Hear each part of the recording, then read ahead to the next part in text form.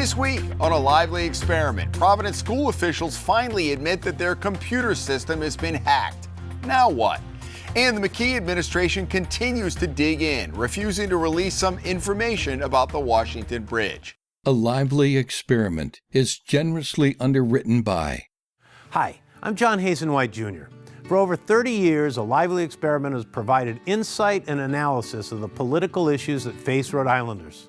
I'm a proud supporter of this great program and Rhode Island PBS. Joining us with the analysis, Providence Journal reporter Antonia Noori Farzan, Joe Powers, chairman of the Rhode Island Republican Party, and political contributor Pablo Rodriguez. Welcome to Lively. I'm Jim Hummel, and it's great to have you with us this week. After 2 weeks of having little to say about an internet outage in the Providence School District, the superintendent finally admitted on Wednesday what many people already suspected. The system had been hacked and personal information potentially compromised. It put administrators in a difficult position, trying to balance providing families with information while also trying to figure out how to attack the problem. Antonia, we had a little discourse on this before the show. It is tough, but it makes you realize how reliant we are now in schools on the internet. Totally. That was the most shocking thing to me about this. I mean, I'm not that old. I graduated from high school in 2007.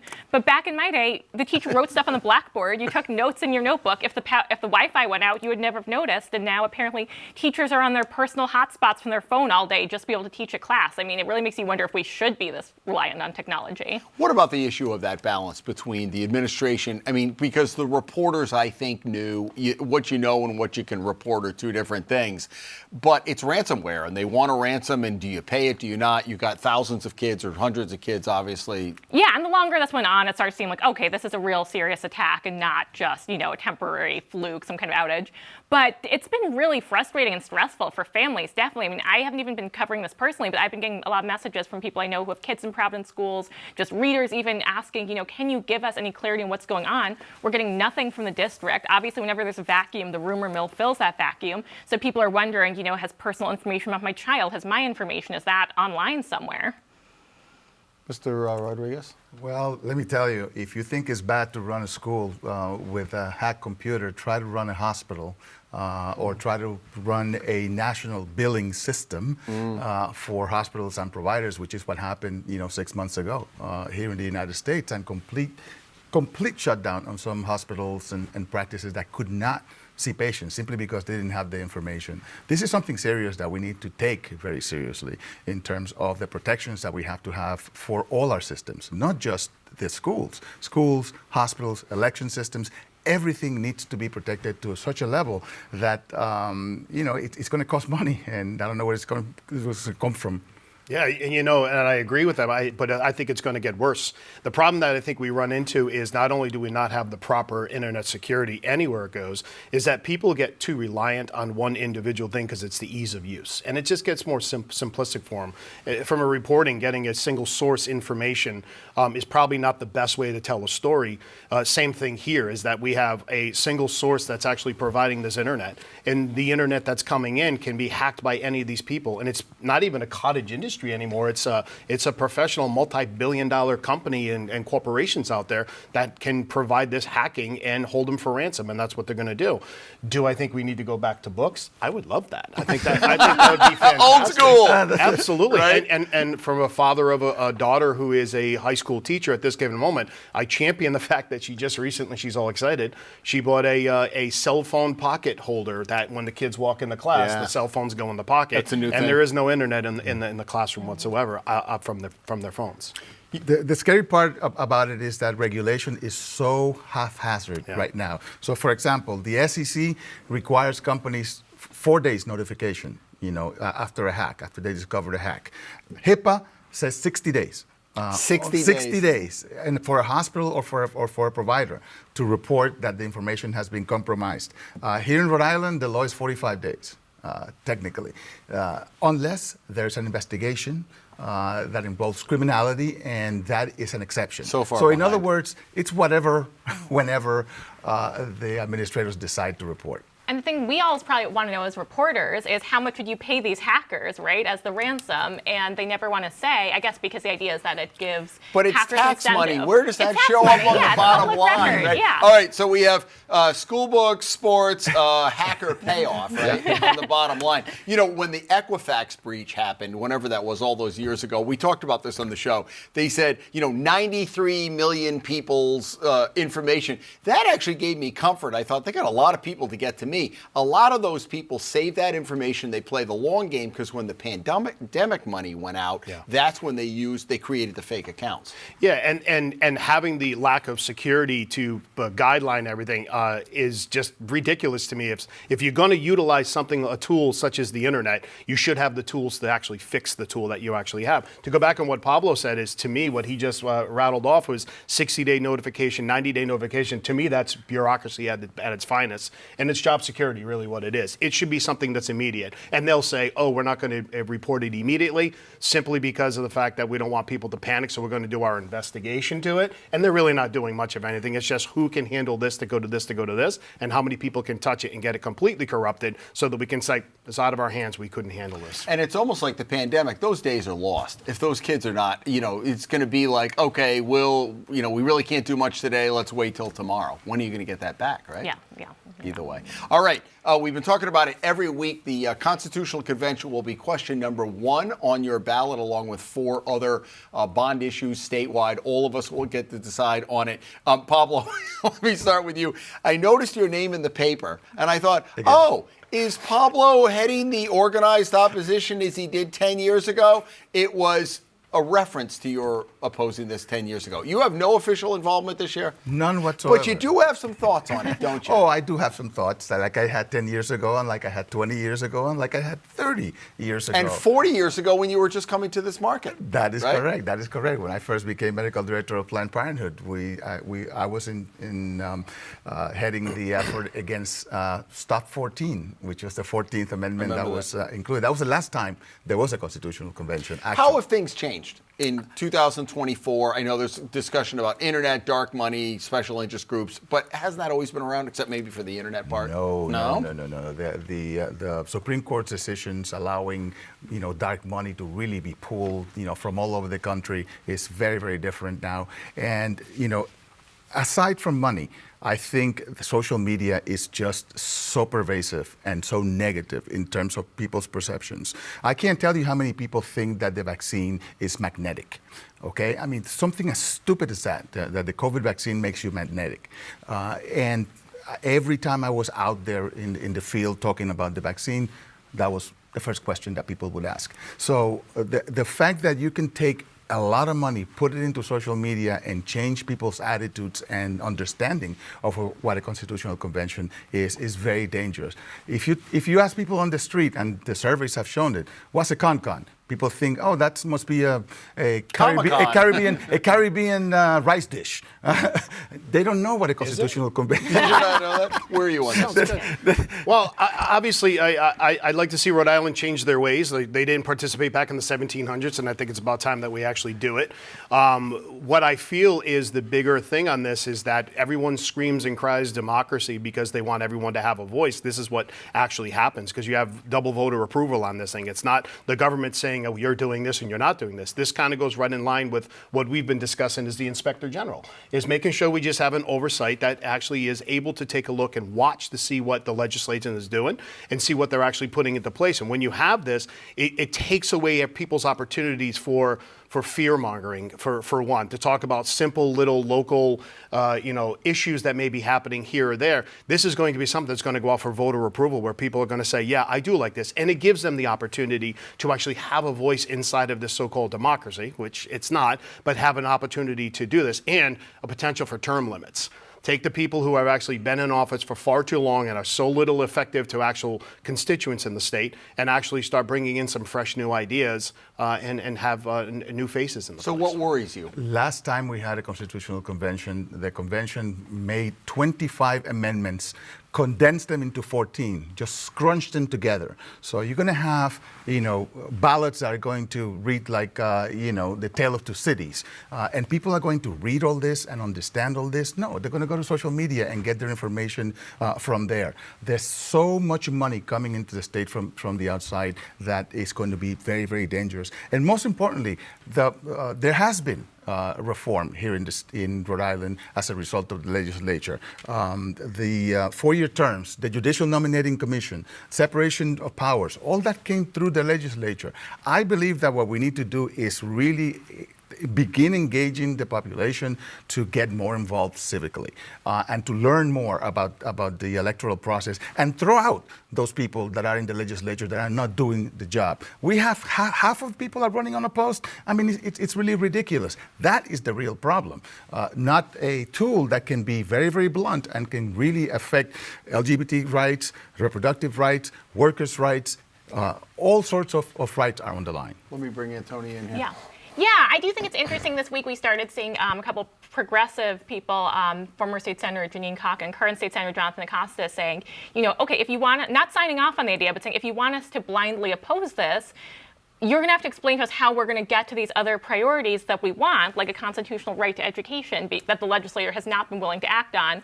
And I've been kind of wondering when that was going to come up from the left, because we've heard, I think, more from the right saying, making that same argument for stuff like an inspector general, that this is an opportunity.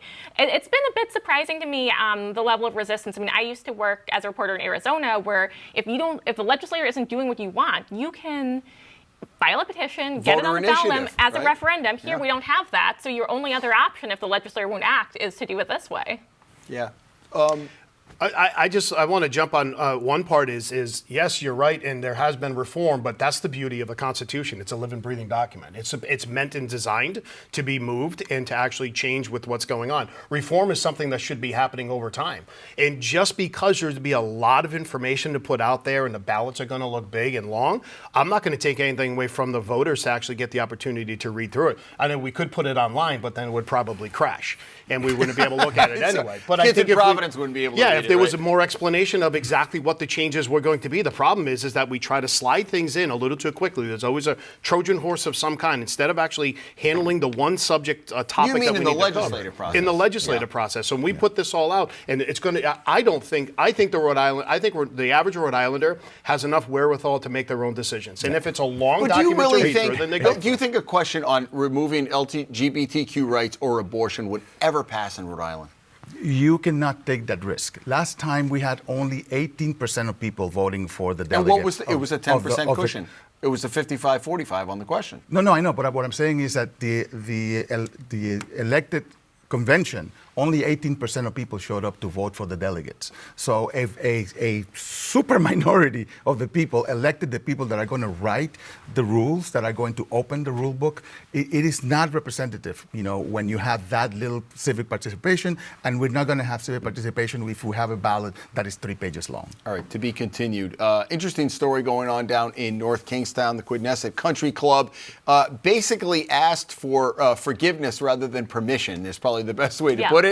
Antonio has been covering this story. They put up a seawall. Well, you set the table. Yeah, that's exactly it. They put up a seawall. Without CRMC approval. Did not get permission from CRMC. A couple months later, CRMC gets a complaint about this, like 8 months later, and says, what are you doing? And essentially now wants them, ideally, to take it down and restore that piece of the coastline that was protected waters, where even if they'd asked permission, those are a type of water that you're not allowed to build a seawall in, because they're undisturbed natural state. So now they're going to the CRMC and saying, can you change the classification of this type of water so we can ask for permission to build our seawall? So people, Save the Bay, advocates for coastal access, they've been pretty frustrated with the fact that this is even happening, and more frustration this week. Essentially, CRMC staff heard all the arguments on both sides. There's a public meeting where everyone got to weigh in. They went through the petition, and they basically came out and said, no, you shouldn't do this. And the subcommittee of the council sat down on Tuesday and said, well, actually, we want to hear more from the country club, so we're not going to make a decision. We're going to put this off and let them give a presentation. And I should say, their argument, which does make sense, is that a lot of decisions the CRMC have made recently have gotten kicked to the courts. Someone challenges it, and then the court says, you guys messed up, and sends it back to the CRMC or overturns it. And this is not the first time the council has disagreed with the staff. And so it goes to the larger issue of what do we do with CRMC? The people on the council are not really experts in. They're not.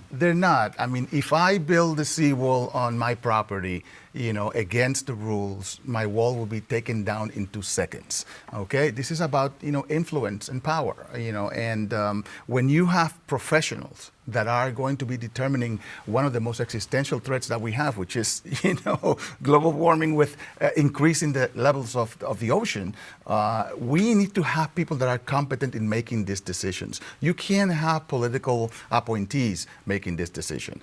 It is too important. It is too dangerous. And CRMC needs a complete revamping. Yeah, and I agree. And the political appointees, I mean, they prioritize power over protecting the environment. What they really should be focused on and what's actually truly happening that's actually affecting Rhode Island right now, which is like your wind turbines out there. When you have dead whales, you've got dead dolphins, you've got dead fish, you've got particles of fiberglass that are floating up on shore. Half the times you look at them, they're not even working, they're not even moving. And all they want to do, and very rarely does the CRCM get it right in any given time. It's always like passing it off to somebody else and they come back and say, well, you're wrong here. It's simply because they're not professionals when it comes to doing this thing. And what they should be doing is focusing on something that's actually going to keep Rhode Island an ocean state and actually protect the oceans. There's been discussion in the legislature about should you bring it, and it's a good discussion. Should it come under the wing of the governor's office? Should it be like a cabinet level position, or it's a quasi agency now? I think there might be a solution of, like Joe said, if you brought people on who were a little bit more in tune with the environment, right? Right. People who are experts. I mean, or even really, I mean, I can say sometimes, you've sat through these meetings, and sometimes you see people sitting up there asking questions where it's like, oh my God, if you read what was in your packet, this was answered. So I don't think necessarily having people who are amateurs are bad things, but there's been a lot of frustration. Yeah, do your homework. Yeah. All right. It wouldn't be a show without a little talk on the Washington Bridge. Where do we begin, Mr. Powers? I won't even set it up. Joe said to me, Joe emailed me, so we could do an entire show on the Washington Bridge. I said, well, that's true every week, but where are you on this now? It's not even, I mistakenly put out a tweet a couple of days ago that talked about it being a comedy show, but quite honestly, it's not. It's pretty pathetic. And I think I said to you yesterday, it's the worst written opera, ballad, comedy that's ever been out there. It's because, whomever it is that we're going to sue because you're the one that caused the issue in the first place. I shouldn't say cause. You're the one who didn't discover the issue or take care of the issue. We're going to put you in charge of demolition. Oh, by the way, do me a favor, all those broken bits and pieces that you didn't fix before, make sure you hold on to those and give them to us so we can actually take a look at them. It's farcical. It is a joke. And if anyone thinks differently, then they're misreading the entire situation. This, unfortunately, does go back to what Ashley Kalis had said way back in 22, is that there's a no plan Dan in place. Way back in 22. Way back in 22. That was 2 years ago, so Pablo gets it. But my point being is that there's zero plan that's here. Let's hurry up. Let's wait. Let's get a skeleton out there right now where this thing is just literally hanging and teetering off the side of a bridge. And now the other side with the reports of the eastbound lane that's having issues and westbound lane having issues. The idea is that there's zero plan going forward. We're going to sue these people, it's all fake. We're going to sue these people, and we're going to wait till long enough till we get everything finished and then turn around and suddenly these lawsuits are going to fall apart. I really hope that the governor or does they're going to settle and we're never going to find out what happened. They'll settle for it's going to be teacup, and that's about it, and that's all you're going to have. The idea behind this is that the day of reckoning should have happened already. Not a single person has been fired. Let me say it again. Not a single person has been fired, but according to some people who have been on this show, at least nobody died, which is the line that I heard somebody say at one point. Yeah. The thing is they champion themselves the fact that they saved over 90,000 lives because they found the issue. Technically, they put 90,000 lives in danger of actually dying, and it's ridiculous to me. We got to give Joe decaf before the next show. I haven't even had coffee yet. We'll come back in an hour. Listen, the emphasis has been on who to blame as opposed to relieving the suffering. Businesses are suffering, people are suffering every day as a result of this. The greatest example is the bridge in Baltimore. Yeah. Where the governor said, you know what, we're not going to wait for the federal government, we're not going to wait for the lawyers, we're going to get this done. And only 35,000 people cross that every day. Absolutely. Imagine Any deaths? Anybody die? No, nobody died. But imagine, if you sue a doctor, okay, for malpractice, and then you go back to that doctor and say, listen, I need another surgery. That's what we're doing with these companies. The same companies that are supposedly fixing the bridge are getting sued for the bridge. Yeah. It's like for the average Joe, no pun intended, it's like they don't know what the heck is going on. People lose confidence in government because of these kinds of things. Yep. Yeah, I think my coworker Mark Reynolds had a story this week that I think really encapsulated what a mess this is. So he reported, if you've driven by, you've probably seen the tow trucks that are stationed there all the time. So he found out we've spent $1.4 million on having the tow trucks there on call 24 hours. So on one hand, you look at that and you're like, what a waste of money. But then on the other hand, if any of us were in traffic because a car broke down at rush hour there and then you get stuck on the bridge for hours, you'd be pretty frustrated and you'd be wondering, well, why didn't the state have someone on call to deal with this situation?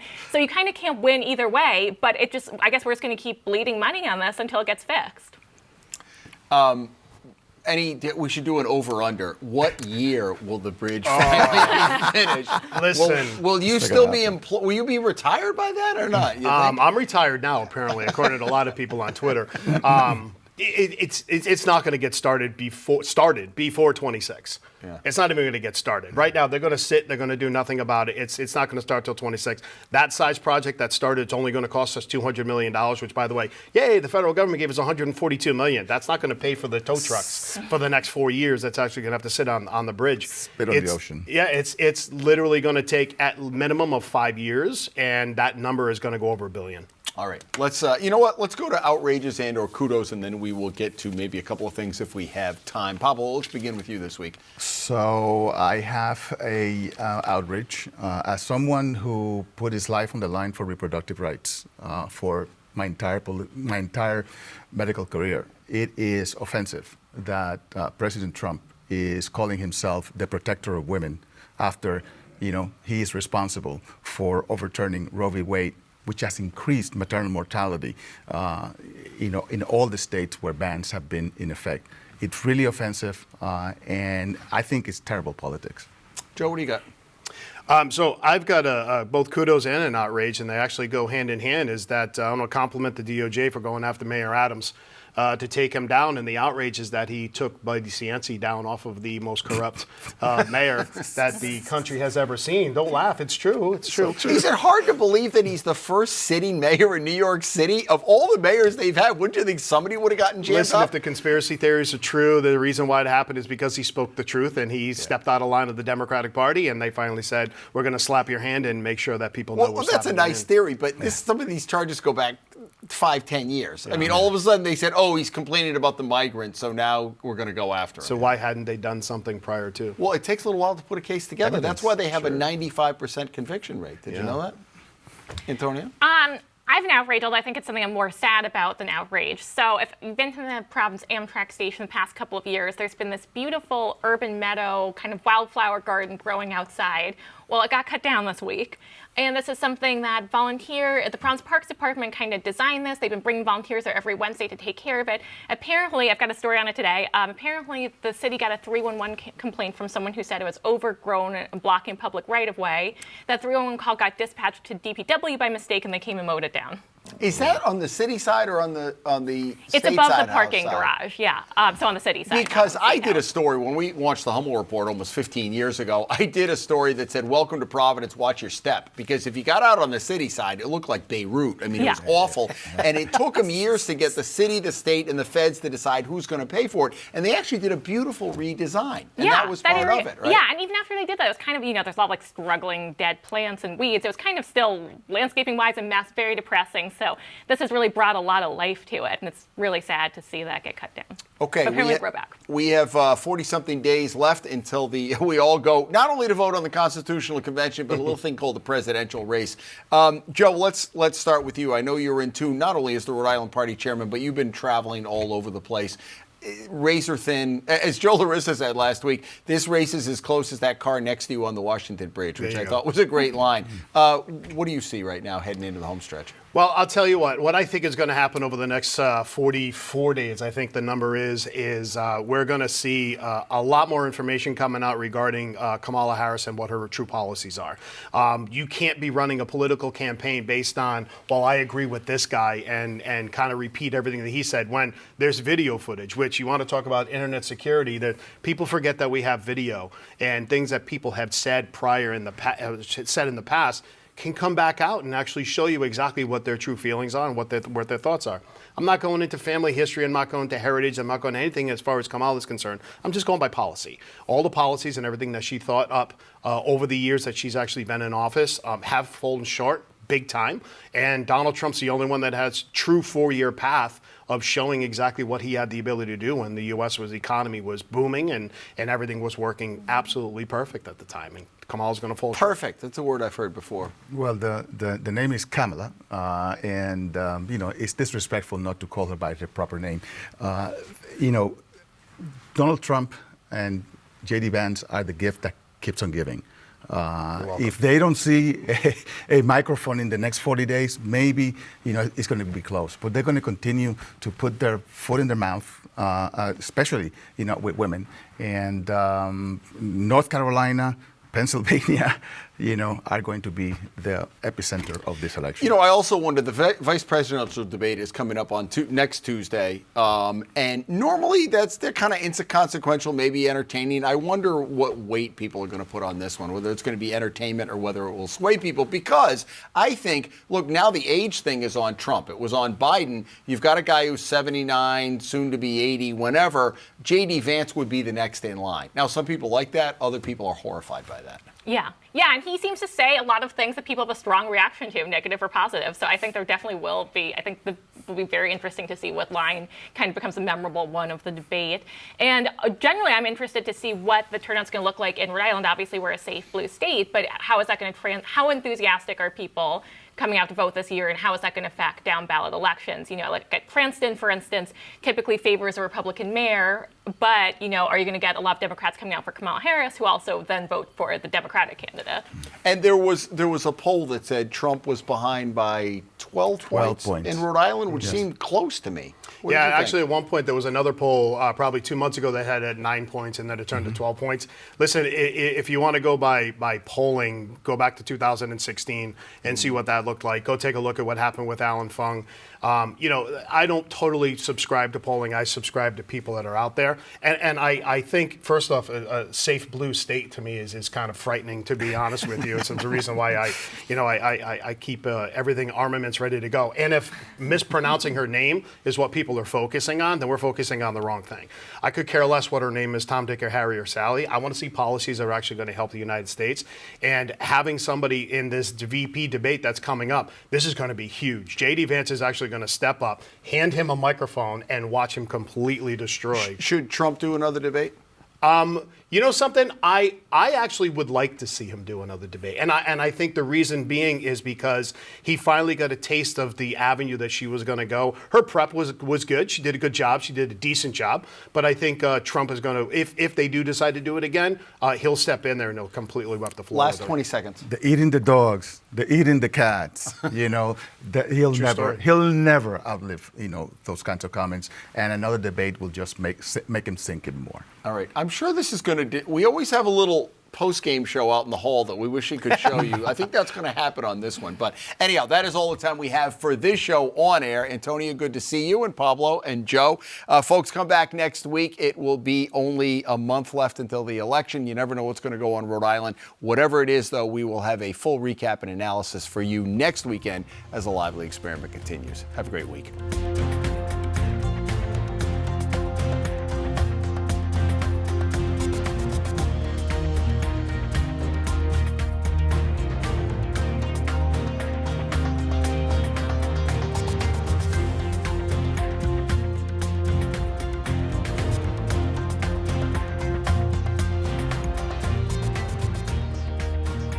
A Lively Experiment is generously underwritten by...